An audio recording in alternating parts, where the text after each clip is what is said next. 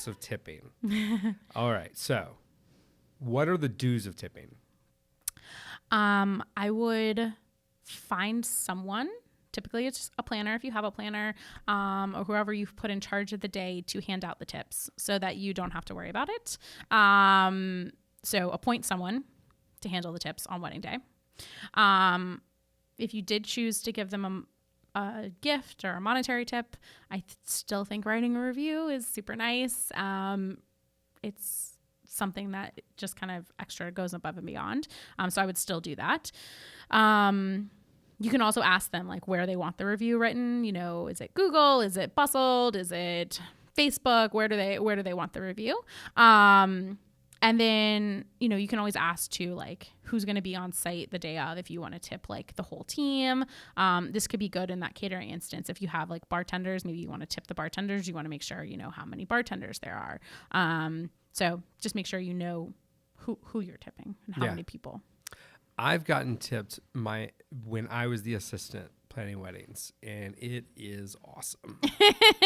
Makes you feel good. It makes you feel good. Yeah, a handwritten thank you or just anything. I think anyway. The fact that they even knew what my name was actually made me feel good. Yeah, so. Exactly. Like it wasn't about the money. It was like, oh wow, they not only appreciated the person planning, but they appreciated the assistant. Wow, that's so cool. So I think if your vendor has done a great job for you and gone above and beyond in some way of thanking them is always nice. I mean, that's just good in real life too. Yeah, not just weddings. Not just weddings. If someone goes above and beyond, it's always nice to thank them. So what are some of the don'ts of tipping? Don't feel obligated. That's the first one. Don't feel obligated to tip in any, don't feel obligated at all. If they didn't do a good job and you don't want to tip them, then don't feel obligated. Which hopefully is not the case, but don't feel obligated that you have to give them, a dollar amount or, anything like that, or think that they're expecting it. So just overall, don't feel obligated. I would say don't forget to check your contracts. I've had couples who, have been like, oh, I need to tip the caterer. And it's like, whoa, that's already included. If you want to tip them, of course you can, but maybe you don't want to tip them 40%. Right. So check your contract and see if tip's already included.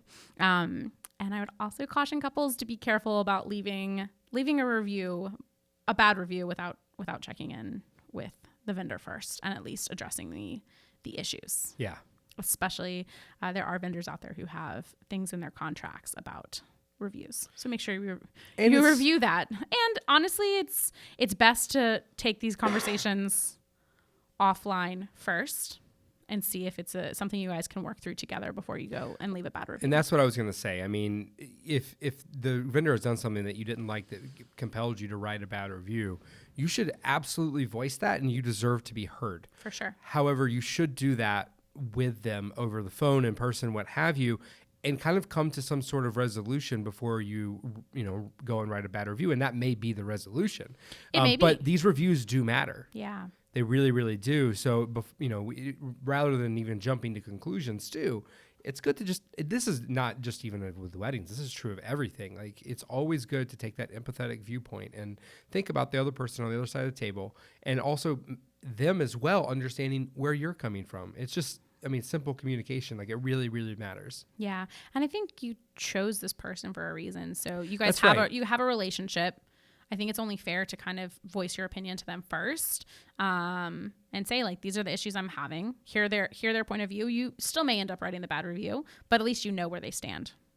Exactly. And they know where you stand. It's not like a total like shock. Whoa. Yeah. Exactly. No, I think that's good advice.